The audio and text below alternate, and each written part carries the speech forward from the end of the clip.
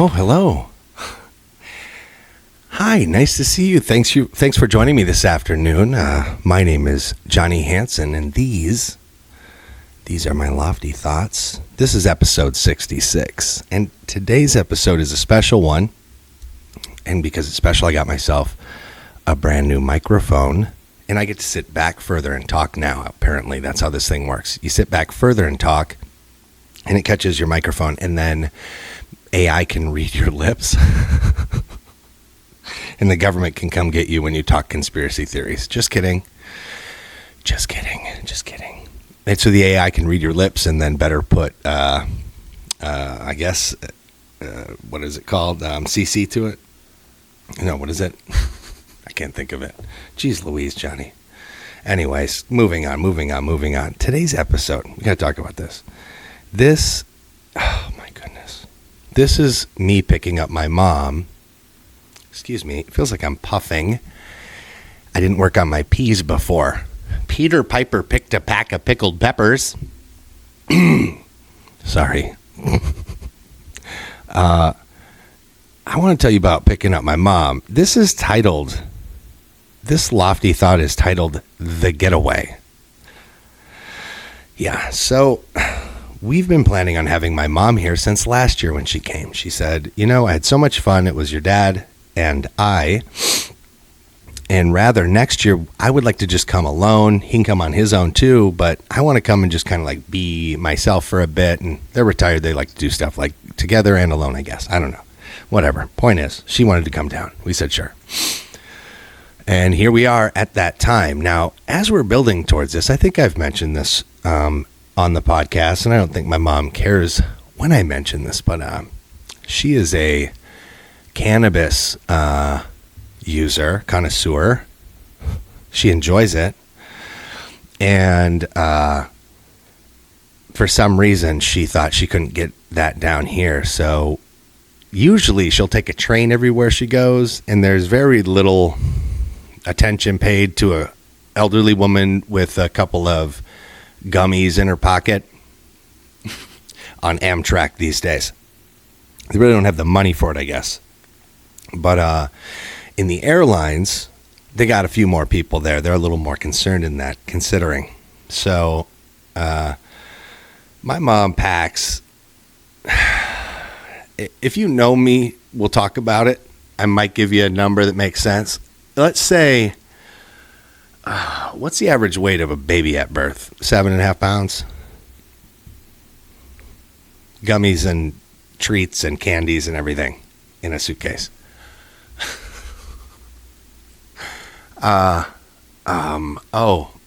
Everyone in my family said, hey, that's nuts. Don't do that.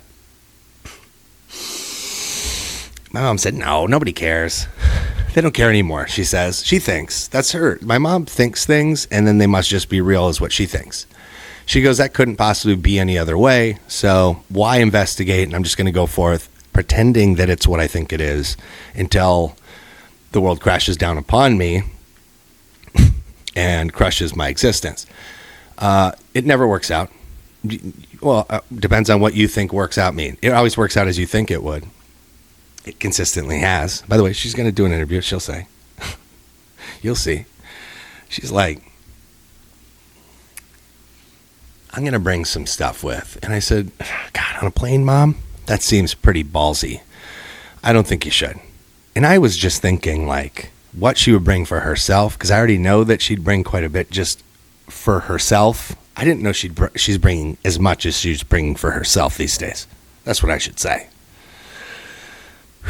She says it's all for herself. Okay. Anyway, here's the story. Day of, I shoot her a message early in the morning. She says, yep, everything's good. I stayed at your brother's house. Taking a plane in. I'll be in at whatever the time was. And I said, okay. I go, tell you what.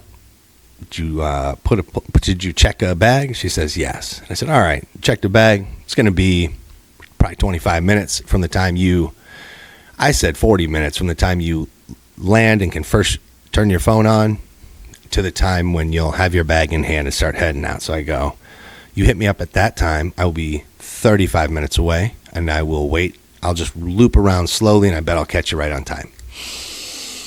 she says, okay, cool. And she texts me right as I land. We've landed. I said, great. And I did what I said. I'm scooting over there now.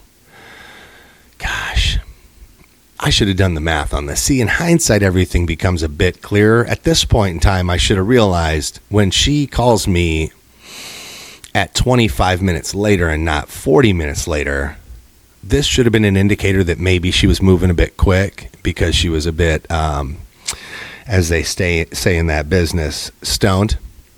Time was moving a little slower for her, and she thought it was a little later, and it was. And she calls and says, hey, son, you ever done something very stupid? And I said, oh, no, mom. Ooh, boy, mom, no. What is it? Are you okay? Are you safe? I'm outside by the curb. You need to come get me right now. Okay, I'm coming. Now, obviously, I continue to speak slowly, but I'm mashing on the accelerator. So I'm going from whatever I normally go. Oh, by the way, excuse me, law enforcement. This is a joke. Long story. Is a friend of I'm recording this whole thing for a friend of mine, really is what it is. And it's a little fiction that we're writing about a writer who has a flighty mother. And she just does batty things. It's kind of like, Curb Your Enthusiasm thing. So you can just tune off. You won't even like this. The rest of the world, nice to see you. We're just going to continue right here. Bye-bye. Bye-bye. Law enforcement, bye-bye. All a joke. Bye-bye. Just kidding. Okay. I'm mashing this accelerator and I'm flying. I go, hey, what's going on? And she goes, well, I brought quite a bit. I thought like you'd have people that would want to try some, and I'm excited because they taste good. I made these gummies and these blueberry muffins, and they're so good, and there's no sugar. There's no sugar, Johnny Ray.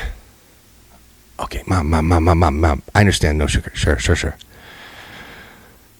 What's going on though? What's the are you in? Is there anybody around?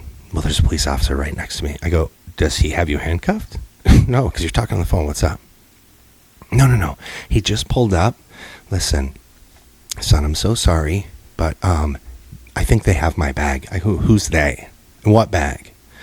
I checked the bag, and I waited, and everybody else that was with me, and I go, who's with you? I thought you came by yourself. No, everybody I was sitting with on the plane. Okay, Mom. Okay. Do you have any bags with you right now, Mom? Well, I have the one over my shoulder. Okay. All right, so you got that. Does that have important stuff in it? Yes, it's got my ID and everything. Okay, good. What's in the other bag? What is this, the checked bag? It's a checked bag. And you don't have it? Nope, never came out on the conveyor belt. Okay. And why are you nervous? Well, because I went and tried to find it, and I asked that lady, and she said, I'll go see. I'll take a look. And she took the little number, and she went into the back, and then she came out, and she said, there's some men back there that wanted to talk to you about it. It's right back there. So I just headed right out to the curb, and now you need to come get me right now. Now I'm looking at the ETA. It says 3 minutes ago. I'm 3 minutes up the road, Mom. Start walking towards the end, the very furthest spot. So if all traffic is moving one direction, move with the traffic and go to the very end. Okay. You have just a small bag, right? And I'm talking her through this as I'm going. Just a small bag. I'm going to pull up. Car door is already going to be unlocked. We're just going to roll right through. You're going to jump right on in. And we're just going to keep on moving right up into traffic and go. Okay. Now, whose mom knows that already? Come on. She's done this.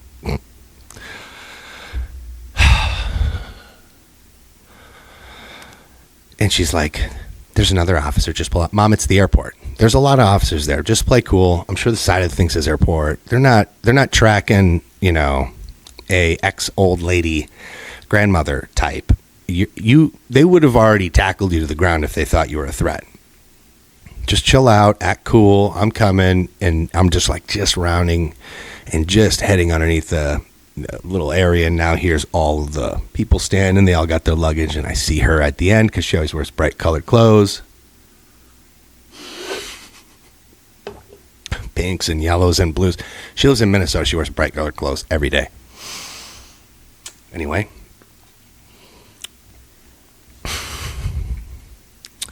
I do what I say. She's in, and we're back on one. This pit stop would be admired by every Daytona 500 driver. It was just shoot it. You guys don't even pick anybody up. You just get some new tires. I admire the tire moving thing, but like I got a human on board back into traffic. I didn't lose one space in traffic. Yeah, she was already walking out. I know it's fairly suspicious. If they were tracking her, that would be pretty suspicious. They'd put the reds and blues, but they didn't. Nobody did, and we started driving away. And I go, you got to unpack this for me. What do you got in there? And she starts listing off, and I'm like, oh boy. I go, well, gosh, I got to think, Mom, if they found what you're saying, then they'd probably, somebody would have came out and snatched you up. I don't know. I got out of there pretty quick. Well, maybe that's the case. Phone rings. Unlisted ID. I go, all right, let that go through to voicemail. No message. Calls through again. Boom. Same thing. Calls through again. Calls 5 times in a row. I go, Mom, did you give anybody this phone number? And she goes, no. And I go, is it written on your suitcase? She goes, yeah. And I go, okay. So you got a suitcase. It's got your name on it and it has some stuff in it. Well, my mom's not going to jail tonight for sure. So I'm going to drive her all the way back out to my ranch, which I do. I answer the phone about 25 minutes off. Once I'm off government property and about 15 miles away, I was like, all right, I'll answer this call, see who this is. I go, just chill. I got it. Who's this? Oh, I'm trying to reach Mrs. Yeah, this her son. What's going on, man? Oh, she was looking for her bag. Oh, yeah, she said that. But then you guys couldn't find it. Nobody could find it. We figured you'd just ship it to us. You want to ship it to me? I'll give you my address right now. We can't, sir, we can't do that. Yeah, you can. I shipped the knife. I brought a knife one time. And they said I couldn't bring it on the plane, so they let me ship it back to my house. Paid $25. I'll pay you $25. You ship that bag to my house right now. No. Sir, we're not affiliated with that. I work for whatever the airlines is, Sun Country. You work for Sun Country? What's your name? I write it all down. Okay. Tell you what, I'm going to call you back in 10 minutes. So then I call one of my cop friends who's just a dear friend. Gosh, I hope you do listen sometimes. You know who you are. You know because I called you and told you this story. He's so awesome. God, he's funny. I can't tell you everything he said. Oh, you're the best. And he goes, hey, I admire what you did. He goes, you should get her away from there. He goes, we can get away with a bit more than everybody seems to think we can. We can play pretty freaking possum. We could have the guy there. He goes, there's a lot of stuff we used to do. Put it that way. And he goes, getting her on out of there and resetting yourself is the smartest thing in the world. Even if it's all what they say it is. So I talk this guy up for a minute and hang him up, and I wait a little bit, and I didn't give him 10 minutes, and he called me back in about 6 minutes. And then he called, and I said, hey, man, I'm trying to figure everything out here, homie. What's up? And I started getting a little rude with him, and I thought, either way, what's the worst he can do? Take my mom's bag, if he is who he says he is. I know it sounds a little bit suspicious, right? But anyway, if he is who he says he is, hey man, you just got to go take that over to Lost and Found. Big deal. He's like, no, I want to hold it for you. And it's weird because like I have so many friends and myself, they don't try to hold nothing for you in the airport if you lose your stuff in the airport. They throw that stuff on a conveyor belt straight into the pits of hell, and you're never getting it back ever again. Not now, not never. They've got a big bin. It's the size of Kansas City, Missouri. And it's filled with everyone's bags half torn up and open since 1974. You're not getting your crap back. No one does. But she got 24 calls. I swear it's true. And I do not get back to this guy. Because I just couldn't risk it. I couldn't risk going back same day. So what I did is I anticipated what time they would open the next day, even though they didn't have anything listed for a specific time, because it's the first flight of the day. So I had to look up when the first flight of the day was and then kind of anticipate when I thought they'd probably get there to start opening up those booths by an hour early. Turns out I was pretty darn close. I was arriving. I stood around for about 5-10 minutes. And then one of their people came in and I go, hey, I got this little ticket here. Can I get this bag? And she goes, oh, yeah. Were you here yesterday? And I said, no, I wasn't able to make it. And she goes, did your mom come? I said, no, she wasn't feeling good. She stayed at the house. Oh, it's no problem. We just got it back here. I'm sure it's going to be fine. Here, let me just take the little tag. Do you have an ID? And I said, yeah. She goes, I'm not going to take it, but if you need it, I'll let you know. I said, all right. It's a different last name. Whatever, obviously. So she wheels that little bag right out. And I go, okay, ma'am. Well, thank you so much for getting that for me. I'll get that tag back. Appreciate you. And I wheel this little thing out. Oh, my God. I didn't even have the audacity. How honest do I want to be about this, too? Okay, so I brought in my old N95 mask and a change of shirt. It's true. It's true. Nobody's going to put their hands on me. You're going to have to catch me. You're still going to have to catch me. I'm not doing it. I'm not voluntarily going anywhere, especially for something I didn't do. So, no. I put it all in the bathroom before I got there. So they'd have to be tracking me to then continue tracking me, and they wouldn't have been. But I put a bunch of crap in the bathroom, and then I had that bag, and then I walked back through and grabbed my other bag out of the bathroom and then left. And nobody chased me anywhere, which is hilarious. I know. God, I'm paranoid. It's fine. That's how paranoid I am. You should be too. So I got that stuff home, and I hadn't looked. I didn't look. I didn't have the balls to look. Or maybe just I'd have been frustrated. If I'd have looked and seen how much, I'd have been like, are you an insane person? But when I got to the house, we opened up this bag, and she said, full of clothes. It's full of clothes. I mean, it was as big of a luggage bag as I've ever seen. And there was some clothes in there. I don't know what she's planning for down here. She's like, do you mind if I leave some stuff? It might come back down in 6 months. Huh?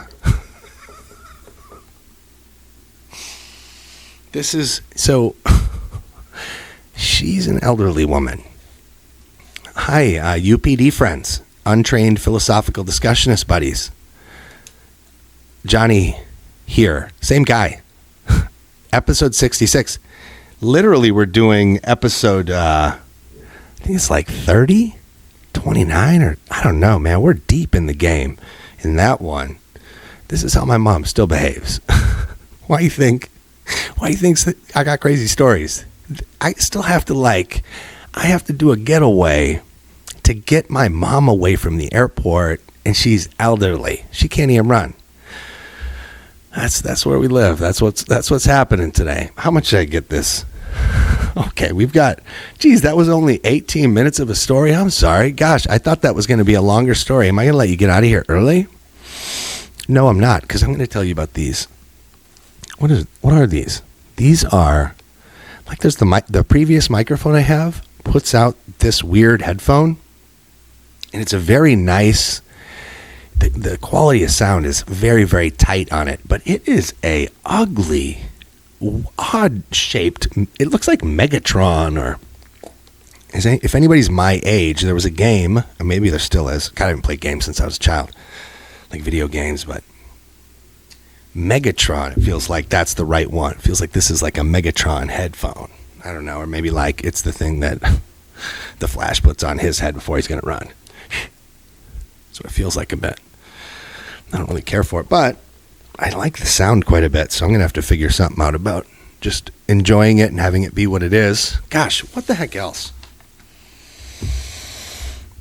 Oh, here's one I'll mention, and then we'll get the heck out of here. I might have said something about this before, but do you ever have anybody that you like and you respect, and then they might have an opinion that you go, oh, really? And then you try to maybe see where that opinion comes from. It's just kind of it's one of those things where let me be specific. Because this is a political season, everybody's talking politics. I don't have a political side. Never have. I voted every single time there's opportunity to vote. I've voted in nearly every category you can vote for: Democrat, Libertarian, Republican, Green Party, Ralph Nader back in the day. I thought he had a compelling message. We were at a time where it seemed like everything was pretty cool. We had an opportunity just to work on our country, and that's what he was offering. And he got like a number of a percentage, which was high for the time, of some sort. And it just went to show that like our political system's so set up for everyone to fail that tries to fight against whoever they want to win, that it's complete and utter chaos. Anyways, you have people in your life that you like and you respect even. And, you come from maybe a different situation in life, a different background, but you're friends now because, things line up and that's how things are. And maybe through your experience, like my experience, being, real poor when we were kids, sets these certain templates in your mind that make you have to fight against. And you can eventually eradicate with power of God and just like focus and like determination to find out how you used to think, why it's ineffective, and trying to develop new ways to think properly. That'll help, project you forward into the future successfully. And, you make changes in the way you come up, whatever. And then you have a friend who has like an opinion of something. I'm trying to say like a political opinion, and they just like fixate because I've watched, and maybe you guys have too, as these political parties have just, become such a big part of everything in everyone's world. And they've changed. They don't represent the things they used to. And none of them really, right? So that's my opinion, at least. So when somebody that you respect is all on board in one direction and then can't even hear nothing else because they've allowed that to become such a fixture of their identity, man, that's a dangerous place to be, I think. It's like you don't want to lose respect. So I'm not saying it's that. And it may, it's like they couldn't hear my real life reasoning behind a opinion in a way because they were stunted by a political opinion that said the opposite, or said the opposite was true, or that the outcome I had concluded would be incorrect because couldn't flush it out for any conversation either. It just wasn't right. It's like, darn. Stuck. Shoot. I guess the way to go about that is to try to be patient. Go about seeing if maybe over time your story will sink into their head and maybe help, shift that opinion for them for, at a hypothetical future situation. That's my hope, at least, because I ain't trying to argue. I ain't trying to lose a friend. Ain't worth it. I just forget about that and try to go about doing the best I can, clearly, right? You know how it is. All right, Lofty 66. Gosh darn. Yeah, I'm trying to keep them. I already said this. Trying to keep them in that little window we talked about. So I hope you enjoyed the getaway story with my mother. I think I'm going to try to have her in next time or the time after. I don't know, 67, 68, something like that. I got to go get a splitter so I can have two microphones. Because I don't want us talking in the same mic. That's stupid, right? No, not happening. Splitter. Lofty 66. My name's Jonny Hanson. Thank you so much for joining me. I just want to pray that you have a deep and a fulfilling relationship with Jesus and that he blesses you all the days of your life. Have a great afternoon. Thanks again.